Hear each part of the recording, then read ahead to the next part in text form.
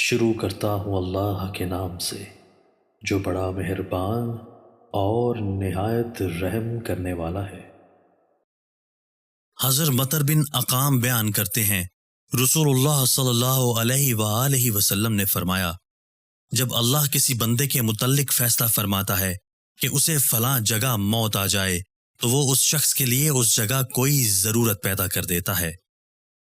حضرت عائشہ رضی اللہ تعالی عنہا بیان کرتی ہیں، رسول اللہ صلی اللہ علیہ وآلہ وسلم نے فرمایا، 6 قسم کے لوگوں پر میں نے لعنت کی اور اللہ نے بھی ان پر لعنت کی، اور ہر نبی کی دعا قبول ہوتی ہے۔ اللہ کی کتاب میں اضافہ کرنے والا، اللہ کی تقدیر کو جھٹلانے والا،